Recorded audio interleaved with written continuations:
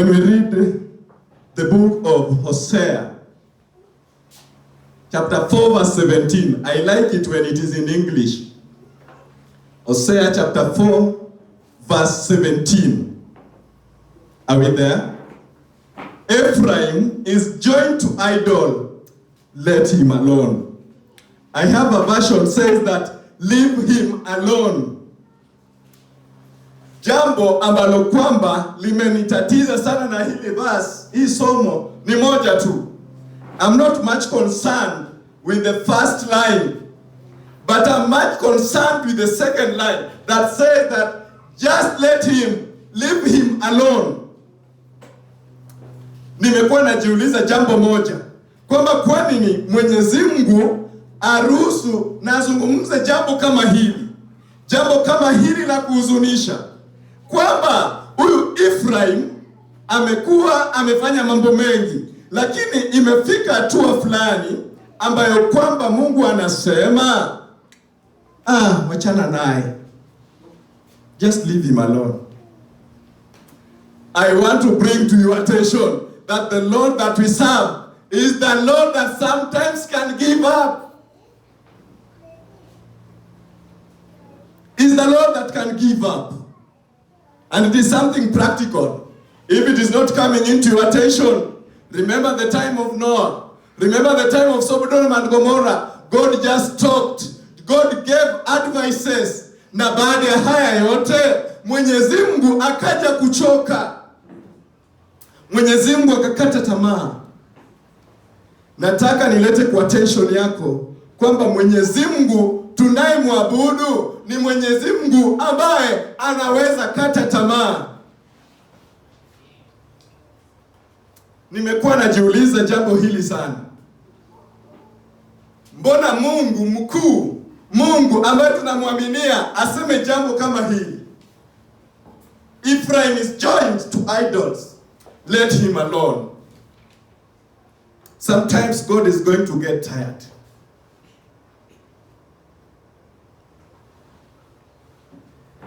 Hili ni jambo la kusikitisha sana. Nimekuwa najiuliza nini haswa maana ya hili neno, let him alone.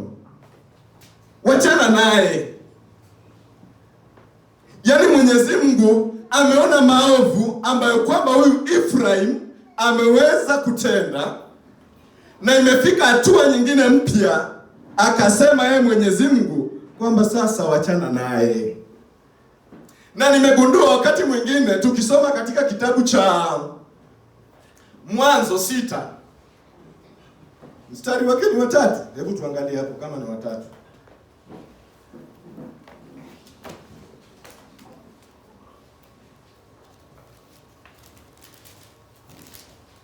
Sita 3 inasema namna gani?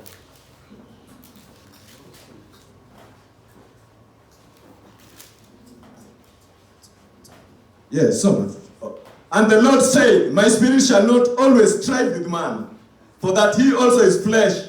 Yes, his day shall be 120 years. Yani Mungu kasema hata shindana na binadamu. Sijui kama mnapata ujumbe huu ambayo kwamba haya maneno ya Mwenyezi Mungu mwenyewe. Kumbuka pale awali akazungumza na Ephraim na amesema kwa vile Ephraim anafanya maovu, sasa muachilie. Akija hapa mwanzo kabla Mwenyezi Mungu sasa akuje kuleta ile mafuriko ambayo kwamba ilikuja ikafanya mambo mengi na ikamaliza watu, Mwenyezi Mungu mwenyewe tena akanena maneno haya. Akasema basi sasa mimi Mungu nitashindana na binadamu hadi lini?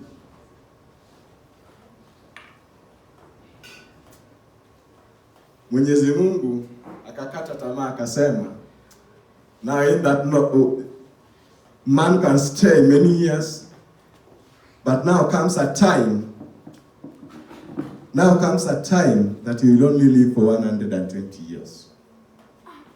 The Lord we are serving ni Mungu ambaye anaweza kukata tamaa.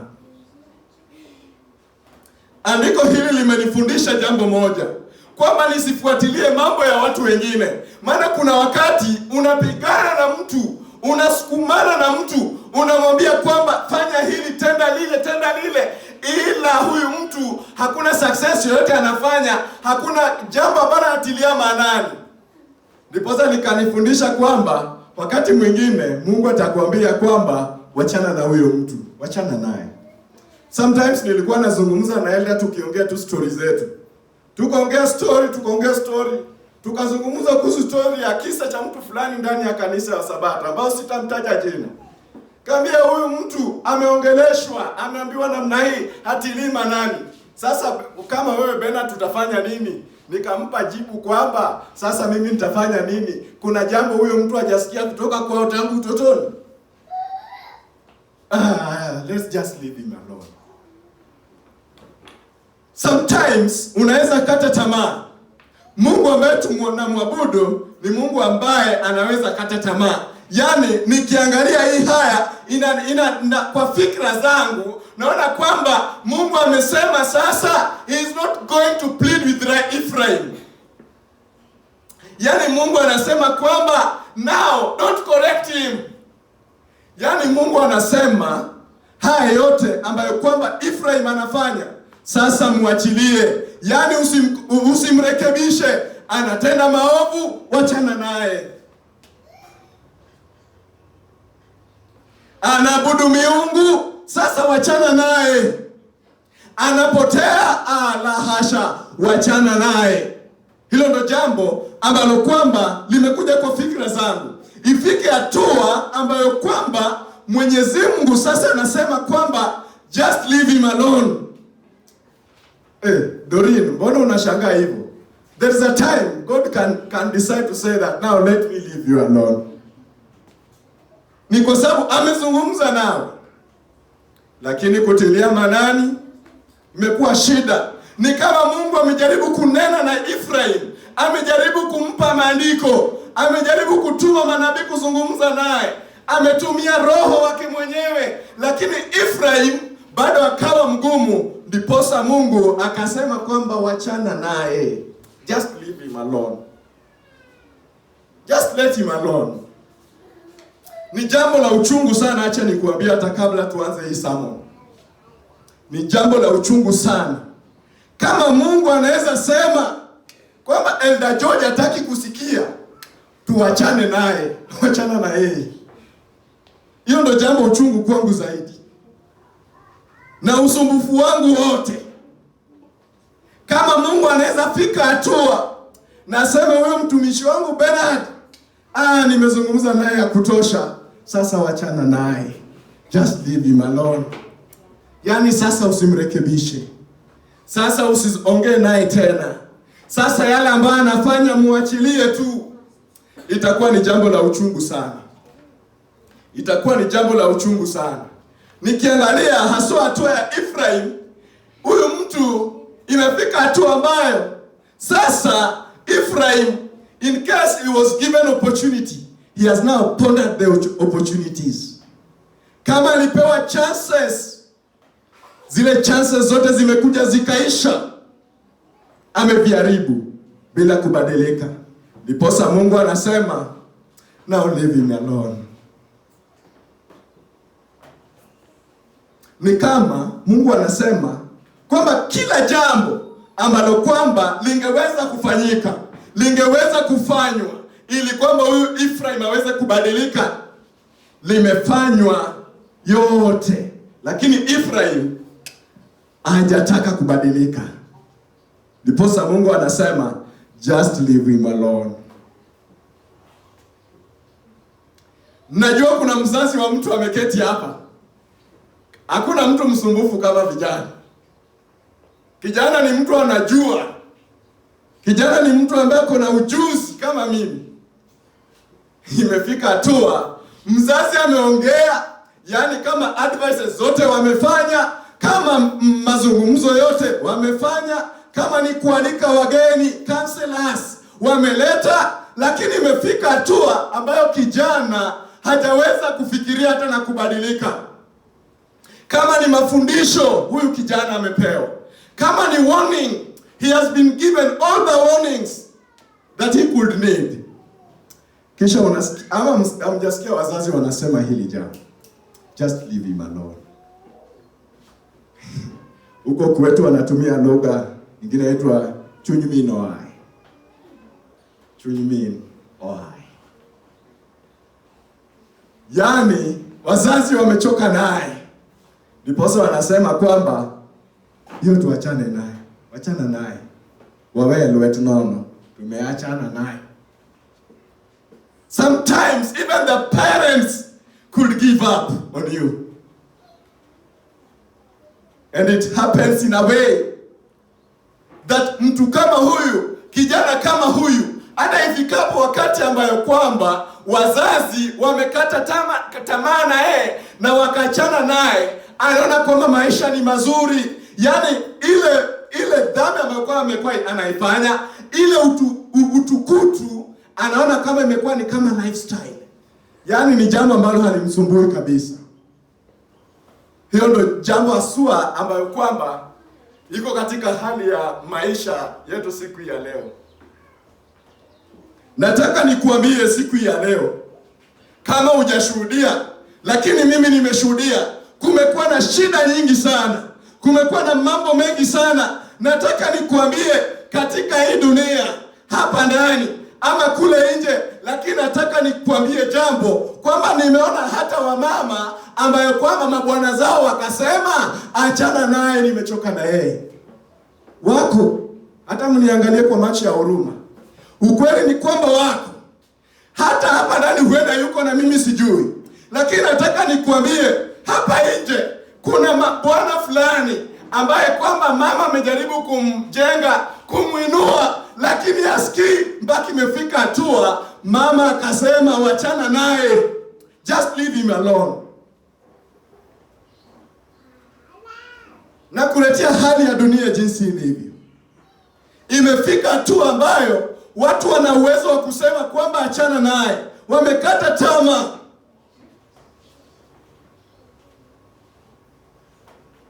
Nataka nikuambie kuna msichana wazazi wamezungumza naye. Kuna msichana amepewa mawaidha. Yeye ni nani asikie? Mpaka wazazi wakasema, huyu amenishinda. Achana naye.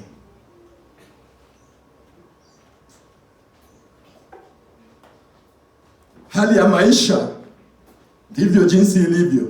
Lakini a time comes that God will speak a word. Leave him alone. God is going to speak a word. Leave him alone. Just leave him alone. Because I don't know why God could say such words. But vile tumechunguza, tumeona kwamba Mwenyezi Mungu huenda aseme haya maneno. Tumeona hayo mifano ili uone mzazi wa mtu fulani kaambia mtoto wake aliyemzaa kwamba wachana naye, just leave him. Ni kwamba amechunguza mbinu zote ambazo angeweza kumsaidia mtu huyu, lakini akaona kwamba hakuna mbinu nyingine iliyobaki, maana mbinu zote ameweza kuziweka Mwenyezi Mungu, ila binadamu ni nani? Ephraim ni nani? Asikie. Mungu akasema just leave him alone.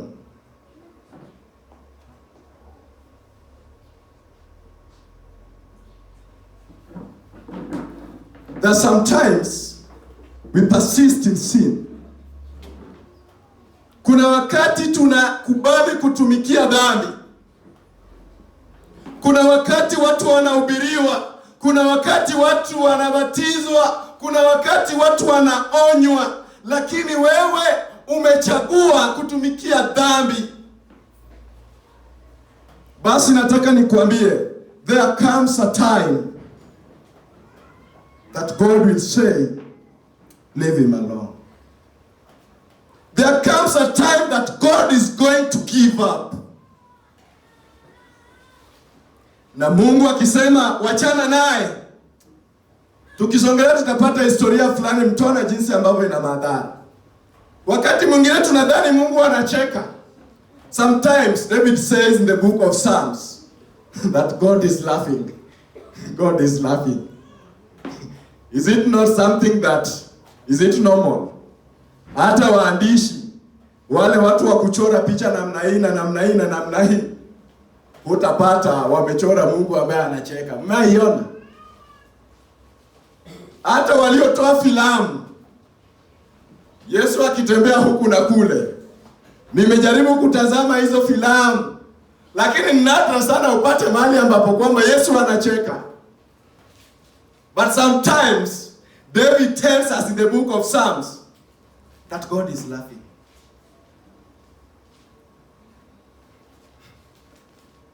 Mungu kucheka ni jambo la kukufurahisha? Haikufurahishi. Okay. What I want to tell you is one, that sometimes tunaweza ona Mungu anajifanya kana kwamba haoni, ila anaona. Lakini kifika wakati ambayo kwamba atakata tamaa na aseme sasa amekuachilia, hapo ndipo utajua Mungu wako anacheka. God whom we are talking about, nowadays people speaks too much of grace. They do everything they call the name of grace. Somebody goes somewhere, afanye mambo yake ya washerati, akirudi asema there is grace. Sijui kama mnanipata. Somebody goes somewhere, he steals, then he calls the name of grace. We are saved by grace. I want to tell you that even before there was that grace. Grace is not something new. Grace was there. If it was not God's grace, He would have not saved Noah's family. Means grace was existing. If it was not God's grace, He would have not saved Lot from Sodom and Gomorrah. That proves that God's grace was existing. So don't make your major points. Don't create sinful acts. Uanze kusema kwamba neema iko. Neema ilikuwako. Na neema bado iko. Na neema haikuzuia mambo mengi kufanyika. Na kuambia kwamba ile hukumu ya mwisho si neema itaamua. Neema inakupa tu nafasi ili uweze kubadilika. That's the only purpose of grace. But when it comes a time that the door of mercy shall be closed, I don't know where you shall be. I don't know where you will be. Because when the door of grace is closed, hakuna mambo ya kuzungumzia neema. Hakuna mambo ya kuomba tena. Hakuna mambo ya kusema msamaha. It comes a time that God says that enough is enough.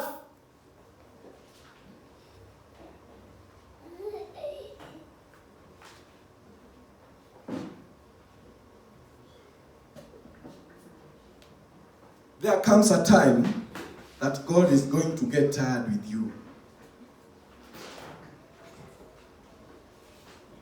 Nataka nikuambie, sometimes you think that knowing somebody, unaweza dhani bado uko na Mungu kumbe alikuacha kitambo. Let me tell you one thing. I can stand here. I can preach the way I'm preaching now. Lakini kumbe Mungu alishaachana na mimi kitambo. Ninyi mkiniona mnadhani ni Mungu anaongea. Yet it is not God speaking. Mungu aliachana na mimi kitambo. Maana the time that God is leaving you, ataenda kiatua kwa njia ambayo kwamba wewe hutagundua, utakuja kugundua baadaye kwamba Mungu alikuwa ameniacha. Mungu akikuacha uta notice haraka.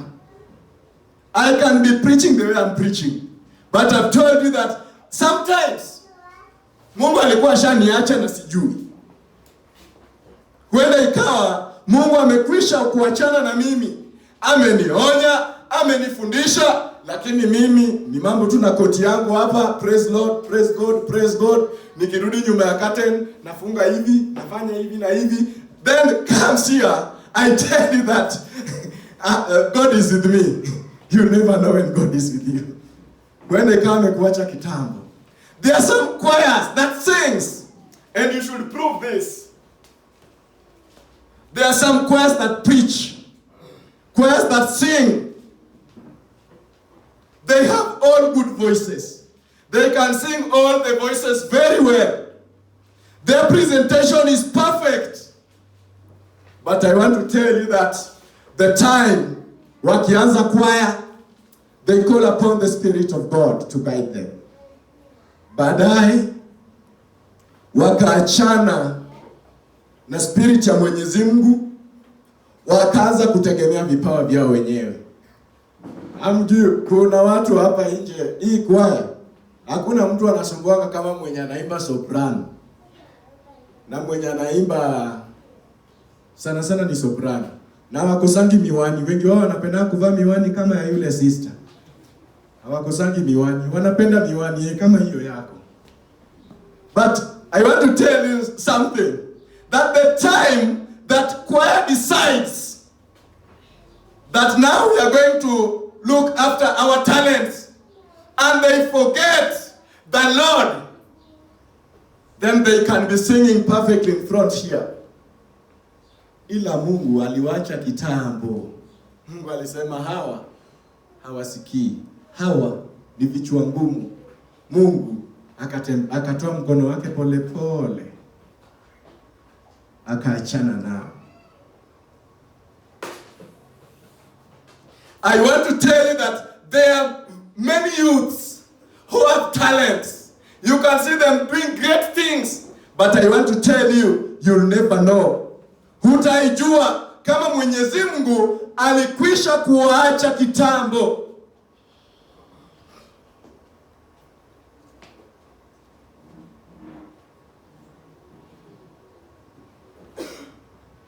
What happens when God gives up? What happens when God gets tired with you? What happens? I'm talking to somebody mwenye nauliza swali hii, what happens when God gets tired with you? Ni wewe mwenyewe ambao umeketi hapa. Wewe ambaye kwamba watu wakibatizwa, wito ukiitwa, ulikuwa ndani ya kanisa. Mahubiri yakahubiriwa, ukaona wito ikiitwa, ukaona wenzako wakijitolea na wakibatizwa, wewe ukabaki umeketi. I want to tell you that there comes a time that God is not going to plead with you anymore. Yet, He is going to say a word. One word. Leave Him alone. There comes a time God is going to speak one word. And the word is, leave Him alone. Yes, alone. Hata huyo mtoto amesema. And the funniest thing, huyo mtoto ameshika alone, and you'll find somebody Hosea. Ukutane naye pale anaweza share na mimi chenye mmesoma chat. Alisoma tu verses mzuri. Na huyo mtoto ametoka na jam. And that was the key thing that everybody should come out with. Leave him alone.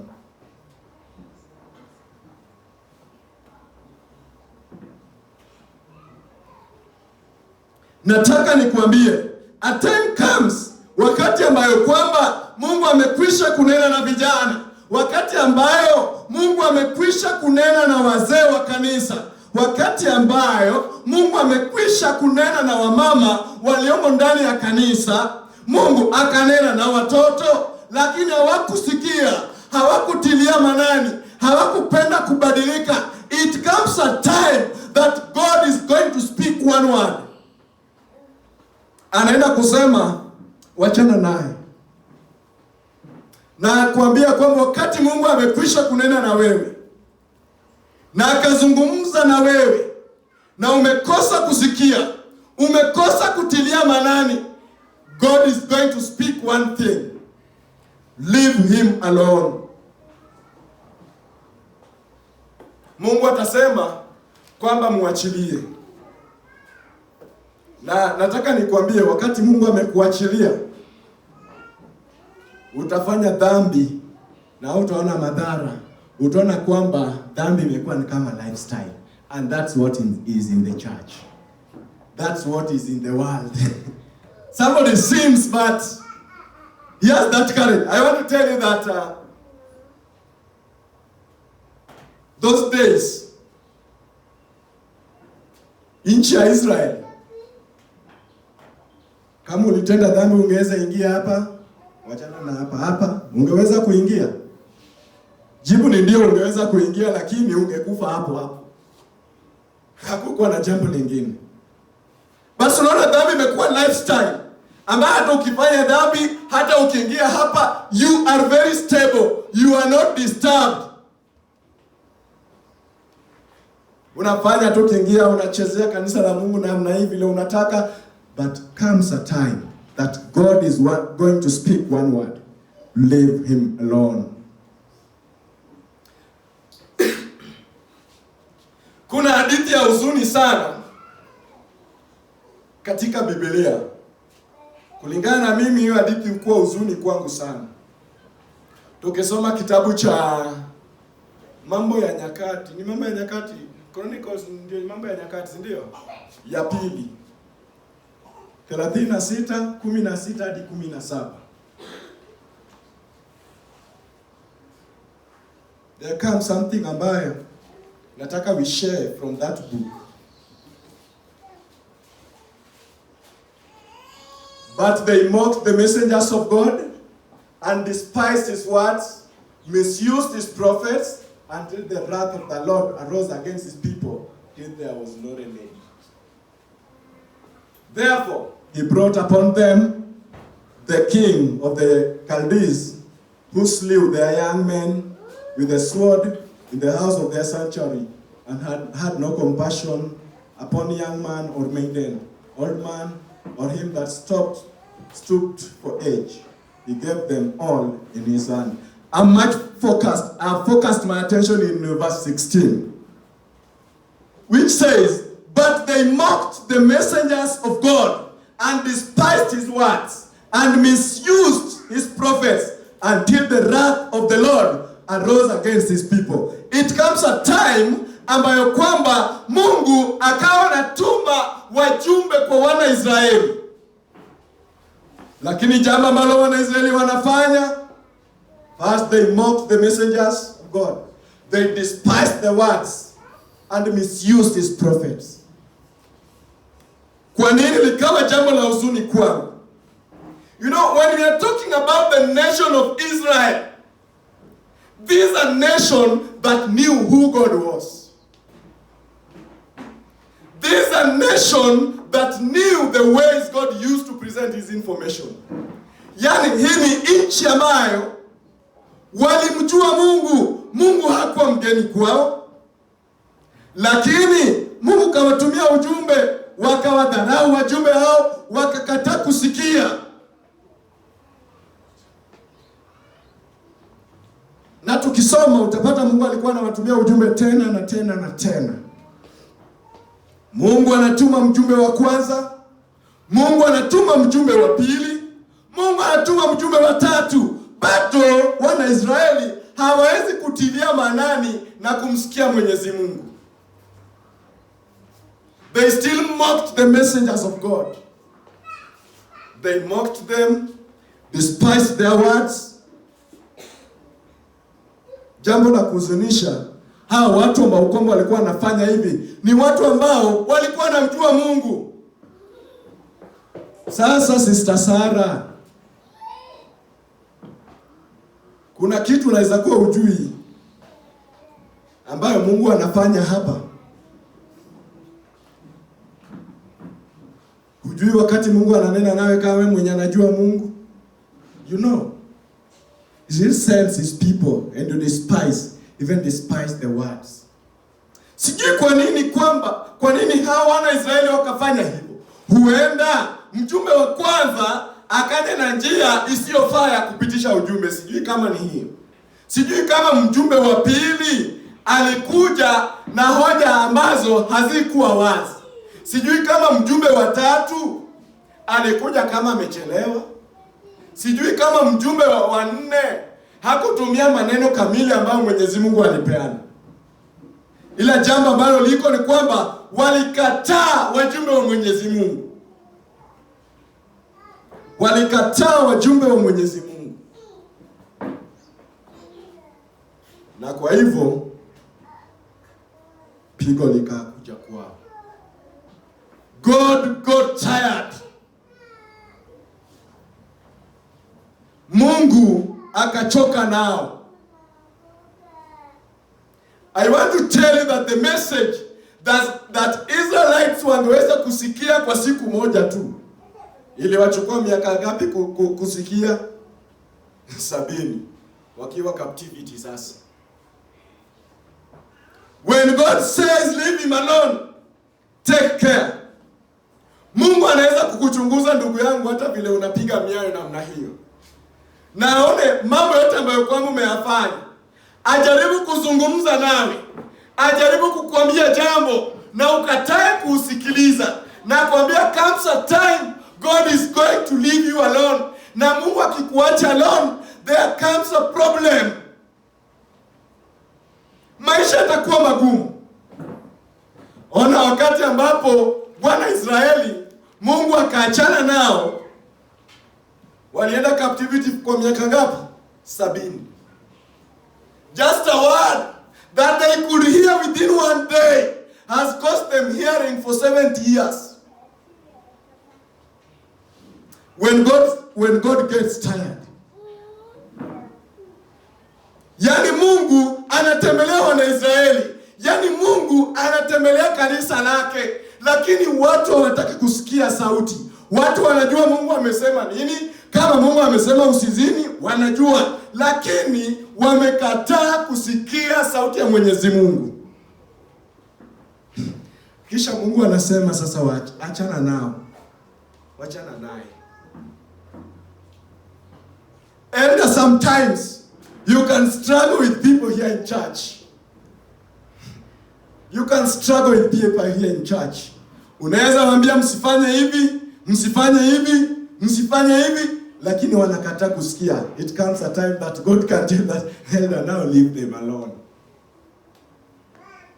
Ikiwa ni goals za makambi, elder can speak. Anaweza raise agenda. Kila wakati akisema makambi inakaribia, basi vile mmeinua kichwa hivyo. Ndio vile wao mnainua na mnanyamaza kabisa.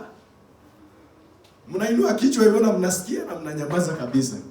I want to tell you that there comes a time that God is going to say, leave them alone.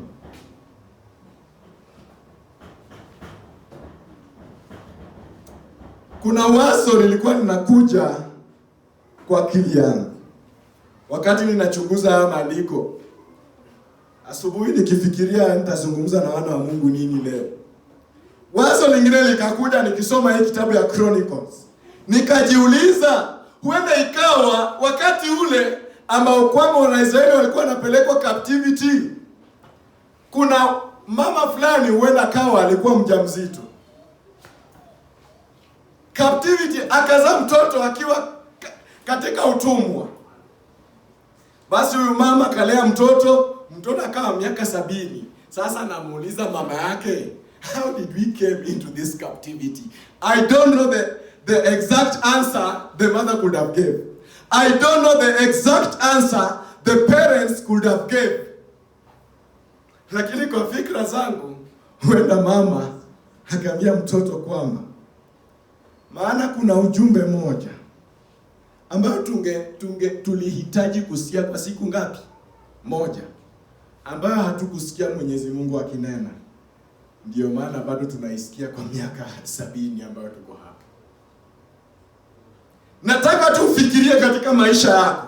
What if something that God needs to tell you within one day, God gives up and decides that now He has to tell you that for at least even only 5 years. Nikisema miaka 70 mtasema si nitakuwa nimekufa. Maana siku nazo zimepungua. Then God decides that let me speak about that for 5 years. Na kuambia binadamu ni mtu ambaye hatawahi sikia binadamu ambaye amekaa hapa hata isikia. Kuna wakati nakuja utasikia. The time that will be in level 5 here. Hapa level 5 sahi. The time utakuwa hapo level 5. Umejilaza hapo. You will hear. Utasikia. That's the time utasikia. Lakini sahi hauwezi sikia.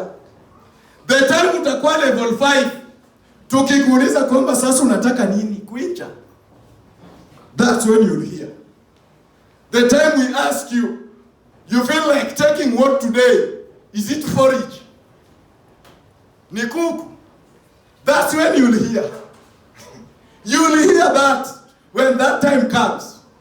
Sahi hata naweza ongea, naweza piga kelele nyingi, nothing, hakuna kitu utasikia. But the time you'll be there, utasikia.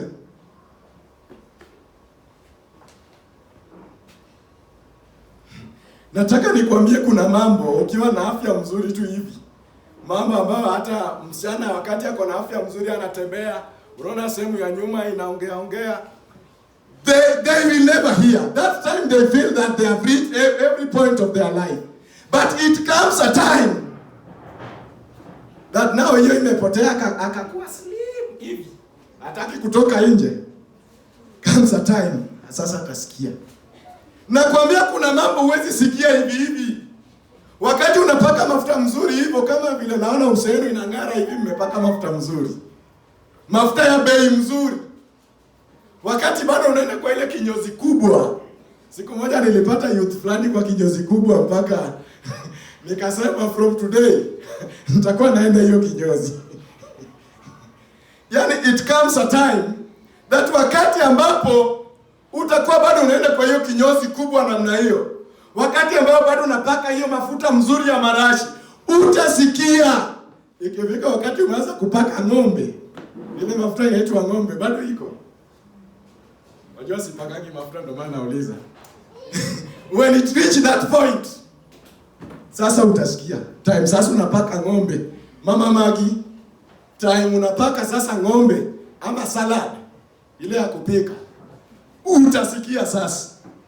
Basi hiyo unapaka tu mafuta mzuri, unang'ara, maisha imekuwa mzuri, hautaisikia. Binadamu hataki kusikia wakati maisha inaendelea namna hiyo.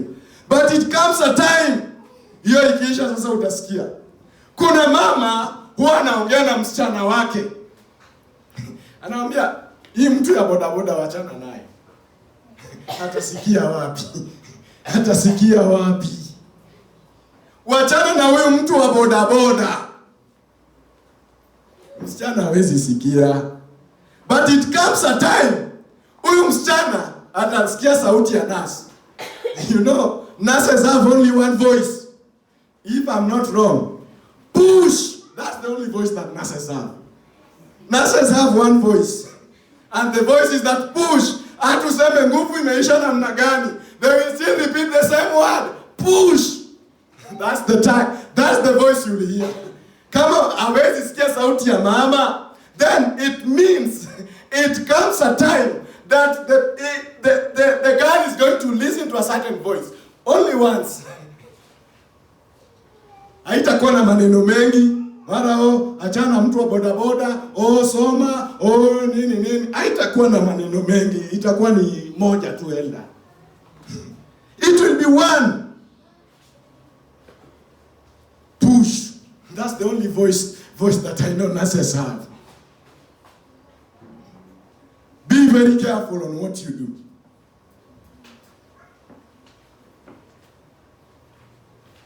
Iliwachukua Wanaisraeli miaka 70 kusikia jambo ambalo wangeweza kusikia tu kwa siku moja. Kuna hatari wakati ambao hujasikia, wakati ambao hutaki kusikia. Kuna hatari ambayo kwamba inakuja. Na hatari ni kwamba itakuwa na lugha moja tu.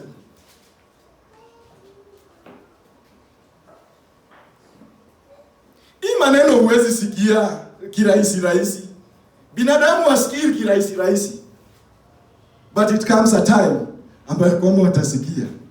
Kuna mtu hapa ameshika mtu, ameweka mtu mateka yenye nitumie 1500. Nitumie pesa ya chips. nitumie pesa ya kuku. Sasa unakula kuku huwezi sikia hii mambo. Sasa ukituma message inasema hi, reply ni M-Pesa 1500. Hauwezi sikia hii mambo. But comes a time you listen to one voice. It is over. It is over is a voice that even if you were in a sleep dreaming, you will hear that voice. You will understand that voice. Si voice itakusumbua kuelewa. Voice tu inasema it is over. Huwezi sikia. Mrs. Momani, ukiamka leo usikie it is over kama unaota, what will you do? What will you do? I'm bringing to your attention one thing. That there are many things you want here now. Until uone hatari yake.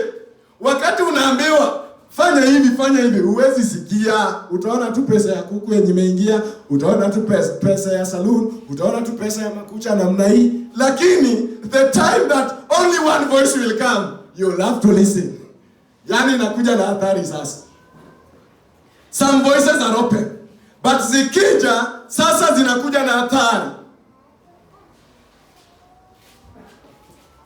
Na kuambia Mungu hakukata tamaa. Mungu hakukata tamaa. Lakini atachukua nafasi ya kuambia kila wakati na kila wakati, tena na tena, tena na tena, until it comes a time that he says now leave him alone. Hii kitu huwezi sikia wakati unaendesha gari mzuri kama hii. Wengi hawatasikia wakiendesha gari kama hiyo. But wakati unatembea pole pole, sasa unatembea na mguu na tafakari jua ikikuchoma vile wai na nichoma. Sasa utasikia. That's when you listen to that voice. That's when you listen to that voice. That's when you listen to that voice. That's when you listen to that voice. When things now come tough, that's when you listen to that voice. Kabla Mungu kukata tamaa, atakuonya. Kabla Mungu kukata tamaa, atatuma manabii wake. Kabla Mungu kukata tamaa, atazungumza nawe kupitia kwa Roho. Kabla Mungu kukata tamaa, he'll plead with you. But there comes a time that God will say it is over. He will say it is over. Say that now, leave him alone. Sasa hata nikuje nihubiri hapa na hubiria mwenye Mungu mwenye ashamwambia kwamba leave him alone, what will I change? What will I change? I want to bring to your attention one thing as I finish. That if we persist in sin, then there comes a time God is not going to plead with us. I want to tell you that God is not going to plead with us anymore. There comes a time God is not going to plead with you, my brother, anymore. There comes a time God is not going to plead with you, my sister. Kuna wakati umekuwa mtu wa kukimbia namna hii, unaruka ukija hekalu, wewe mwenyewe kanisa ukikaa sasa unaona tu kama kuna kitu inakuuma kwa kiti. Ukibaki mpaka jioni nayo sasa ni miujiza. Hauwezi sikia saa hii utasikia kwa nini? But nimekuambia the time that you now lie in level 5 you'll hear the voice. Now you'll hear the voice. But now you won't hear the voice. Saa hii usikie kwa nini na uko sawa. Unajua ukimaliza unaenda zako. I'm always wondering kama watu wanaenda wapi mchana hata Sabato. Hiyo kitu bado imenisumbua sana kulingana na utoto wangu vile nimekaa. Hata the time that sikuwa narudi church before the voice spoke to me in another way. The time that the voice spoke to me, one voice that I had to hear now.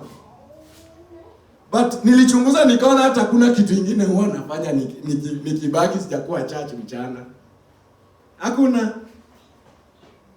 You will not hear the voice now. But when it comes that time, you'll hear the voice. I want to tell you that let's not persist in sin. Let's not persist in sin. Tusizidi kutumikia dhambi. Maana kwamba Mungu amekwisha kunena. God is not going to plead with you kama wewe ni mtu mwasherati. God is not going to plead with you kama umeamua kuendelea na uzinzi. God is not going to plead with you kama umeamua kuendelea na wizi. God is not going to plead with you if you decide that wewe sabato yako ni 2 hours. There comes a time that is not going to plead with you. Kwani hata hii nasema ndio nimesema hapa leo. Kuna mtu amesikia hiyo mambo ya kurudi kanisa the first time leo. Kuna mtu amesikia for the first time. That's why I'm telling you, you'll never hear. Utaisikia until the time comes that now you have to hear. Kuatari. That's when you'll realize God will give up. God is going to get tired with you. Today, I've just introduced to you the Lord who gives up. Mungu ambaye anakata tamaa. I like it. We finish when I read the book of Revelation 22 verse 11. You know, sometimes prophecy preachers, when we don't quote a verse from prophecy, we are not always stable in our sermon. Sasa sikia chenye Mungu anasema nikimaliza. He that is unjust, let him be unjust still. And he which is filthy, let him be filthy too. Yeah. Mwenye uchafu na azidi kuwa mchafu, na mwenye haki na azidi kufanya haki, na mtakatifu na azidi kutakaswa.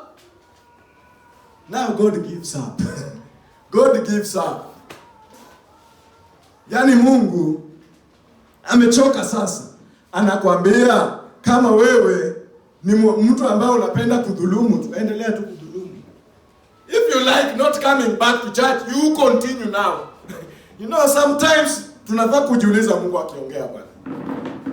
Wakati mwingine Mungu akiongea maneno kama haya tusichukulie kama ya upuzi.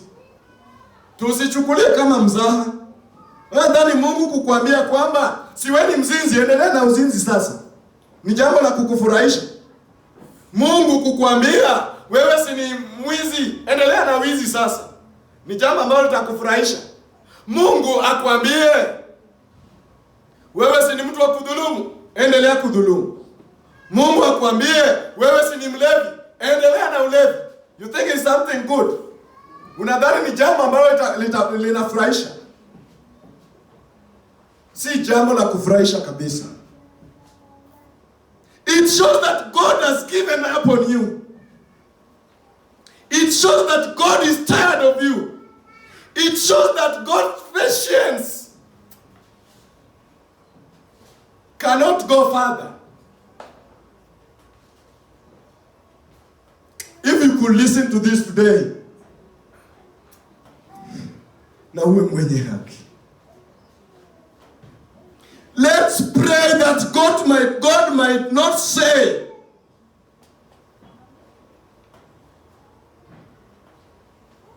that he is tired of our families.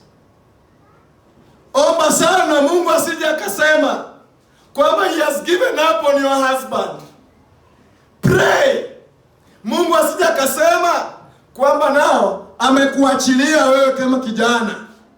Omba sana Mungu asije akasema kwamba huyu mke wako nimeachana naye. Omba sana. Ni ombi ambalo kwamba unafaa kuwa naye. Because when God gives up, something happens. When God gives up,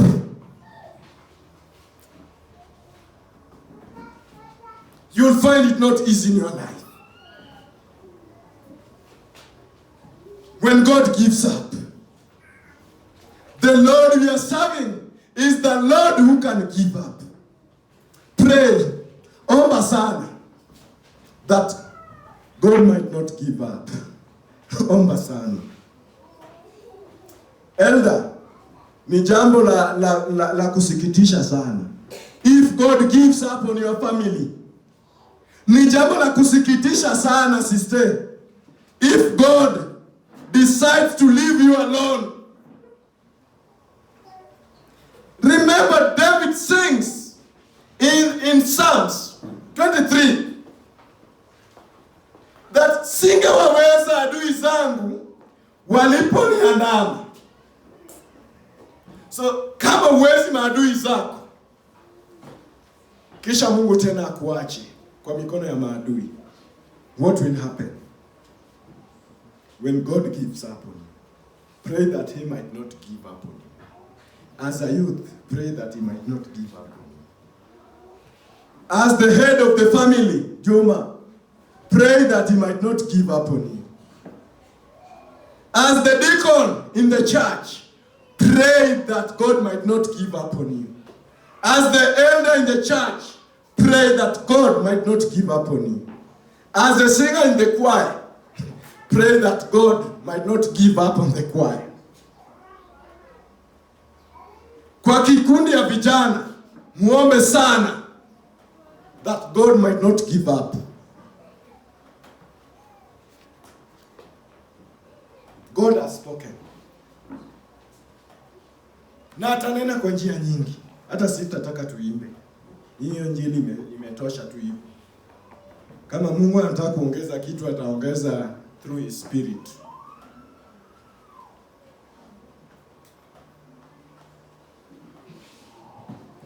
Nataka mtu ambaye ameona kwamba it comes a time that God has been speaking to him or her. Na jakuwa kisikia nasema, today I want to start listening to this voice. Just rise up with your two legs. Don't use one.